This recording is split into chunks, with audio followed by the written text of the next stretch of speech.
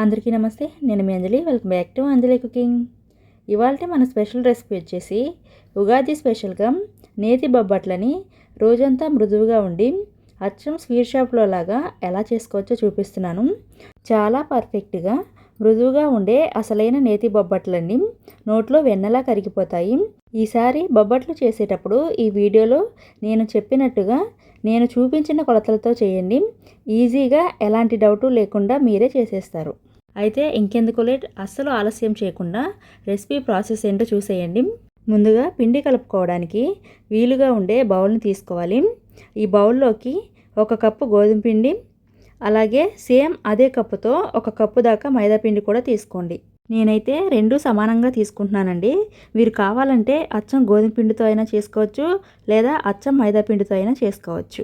ఇందులోకి 1/2 tea spoon దాకా ఉప్పు, 1/2 టీ స్పూన్ దాకా పసుపు వేసుకొని, అలాగే 1 టేబుల్ స్పూన్ దాకా నెయ్యి కూడా వేసుకొని ఈ నెయ్యి పిండికి బాగా పట్టించండి. నెయ్యి పిండిలో కలిసే విధంగా బాగా పట్టించిన తర్వాత 1 కప్పు నీళ్లు తీసుకొని కొంచెం కొంచెంగా యాడ్ చేసుకుంటూ పిండిని స్టిక్కీగా కలుపుకోవాలి. మరీ గట్టిగా కాకుండా కొంచెం లూజ్గా కలుపుకోవాలి. అయితే ఇక్కడ నేను అన్ని ఇంగ్రీడియంట్స్ 1 కప్పు కొలతతో చూపిస్తున్నాను కదా, మీరు ఇదే విధంగా పెద్దది కానీ చిన్నది కానీ మీ ఫ్యామిలీ మెంబర్స్ని బట్టి గిన్నె సైజు కానీ గ్లాస్ని కానీ అడ్జస్ట్ చేసుకోండి. నేను తీసుకున్న క్వాంటిటీకి అయితే 15 బొబ్బట్లు అయితే వస్తాయండి. అంటే నేను చేసేవి బొబ్బట్లు కొంచెం పెద్దవిగానే చేస్తున్నాను కాబట్టి. సో చూడండి, ఇలా స్టిక్కీగా కలుపుకున్న తర్వాత ఫస్ట్ మనం పిండి కలుపుకోవడానికి 1 కప్పు నీళ్ళు తీసుకున్నాం కదా, ఆ 1 కప్పు నీళ్ళలో 1/2 కప్పు కంటే కొంచెం తక్కువగానే నీళ్ళు మిగిలాయండి.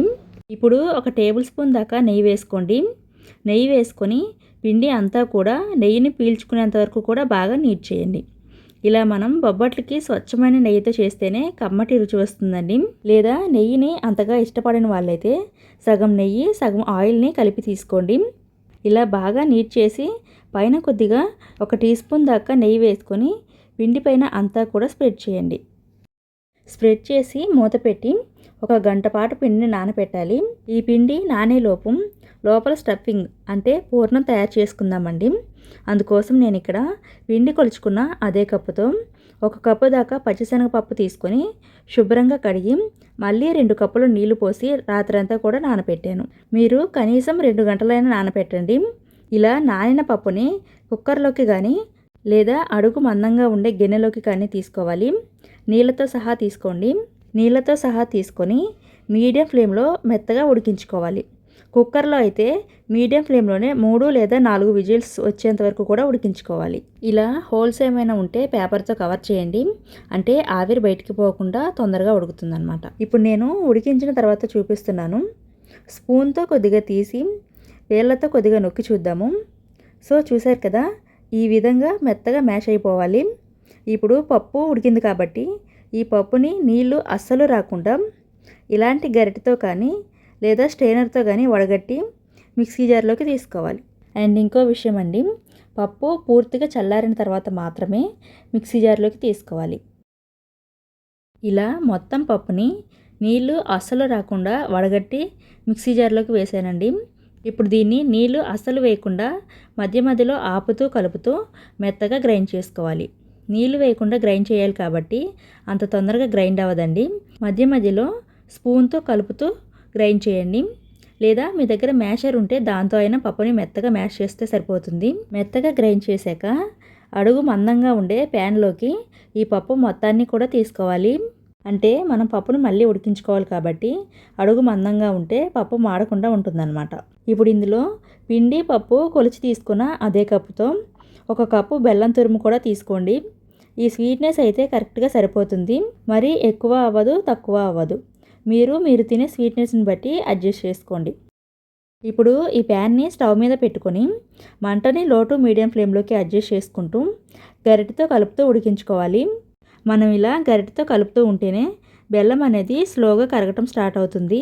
పప్పులో మిక్స్ అయ్యి లూజ్గా అవుతుందండి. ఇది కొంచెం గట్టి పడేంత వరకు కూడా మంటను లో ఫ్లేమ్లో పెట్టి కలుపుతూ దగ్గరగా అవనివ్వాలి. ఇలా ఉడికించేటప్పుడే మంచి ఫ్లేవర్ కోసం 5 లేదా 6 యాలకుల్ని ఇలా మెత్తగా దంచుకొని వేసుకోండి. అలాగే 1 టేబుల్ స్పూన్ దాకా నెయ్యి కూడా వేసుకొని బాగా మిక్స్ చేయండి. ఇలా బాగా మిక్స్ చేసి కొద్దిసేపు కలుపుతూ ఉడికించండి.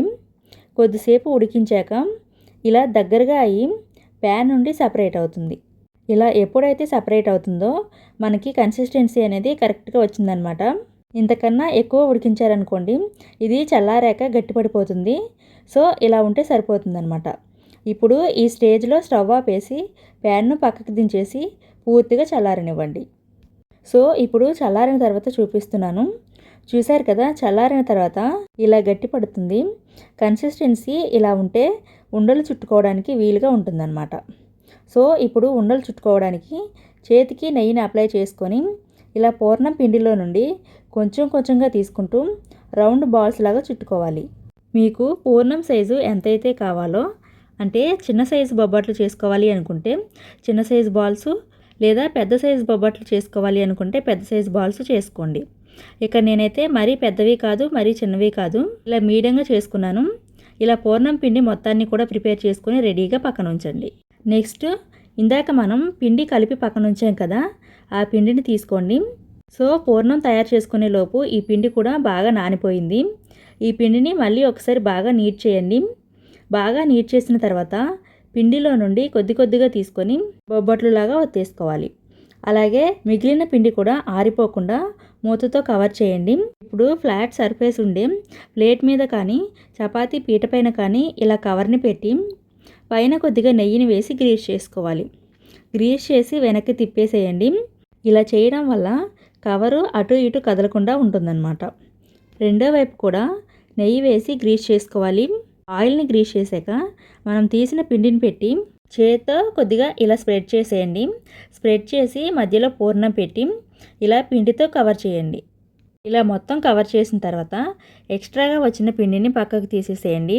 ఎక్స్ట్రా పిండిని పక్కకు తీసిన తర్వాత ఫస్ట్ దీన్ని చేత్తో కొద్దిగా స్ప్రెడ్ చేసుకోవాలి.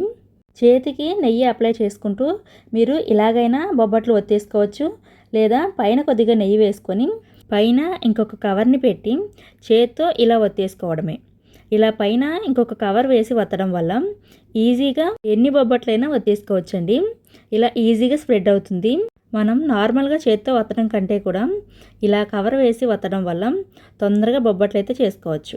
సో ఇదే విధంగా మిగిలిన పిండిని కూడా మధ్యలో పూర్ణం పెట్టి ఇలా బొబ్బట్లు లాగా వత్తుకోండి. సో చూశారు కదా బొబ్బట్టు ఎంత చక్కగా వచ్చిందో. నేనైతే కొంచెం పలచగానే చేశానండి, మీరు కావాలంటే మందంగా కూడా చేసుకోవచ్చు. ఇప్పుడు బొబ్బట్లు కాల్చుకోవడానికి స్టవ్ ఆన్ చేసి దోశల పెనం స్టవ్ మీద పెట్టి దోశల పెనం మీద కొద్దిగా నెయ్యి వేసుకొని బొబ్బట్టు వేసి కాల్చుకోవాలి. చక్కగా రెండు వైపులా కూడా దోరగా వేయించాలి. అలాగే బొబ్బట్టు కాల్చేటప్పుడు ఫ్లేమ్ను మీడియం ఫ్లేమ్లో పెట్టి కాల్చుకోవాలి. అలాగే మధ్య మధ్యలో మీ ఇష్టానికి తగ్గట్టుగా నెయ్యిని వేసుకుంటూ చక్కగా రెండు వైపులా కూడా మంచిగా కాల్చుకొని తీసేయండి. ఇలా కాల్చిన బొబ్బట్లన్నీ ఒకే గిన్నెలోకి తీసుకుంటూ పైన మూతతో కవర్ చేయండి.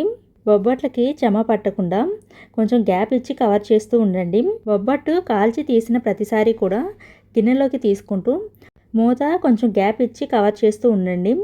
ఇలా చేయడం వల్ల ఆవిరికి బొబ్బట్టు గట్టిగా రాకుండా మెత్తగా సాఫ్ట్గా వస్తాయన్నమాట. సేమ్ ఇలాగే అన్ని బొబ్బట్లని నెయ్యితో కాల్చుకొని తీసుకోండి. సో అంతేనండి, చాలా చాలా టేస్టీగా సాఫ్ట్గా నోట్లో అలా కరిగిపోయి రోజంతా మృదువుగా ఉండే స్వీట్ షాప్ స్టైలు బొబ్బట్లు అయితే తయారైపోయాయి. ఈసారి ఉగాదికి బొబ్బట్లు చేసేటప్పుడు ఈ వీడియో చూసి ఈ వీడియోలో చూపించిన విధంగా ఇవే కొలతలతో చేయండి. చాలా పర్ఫెక్ట్గా వస్తాయి. ఎలాంటి డౌట్ కూడా అవసరం లేదండి.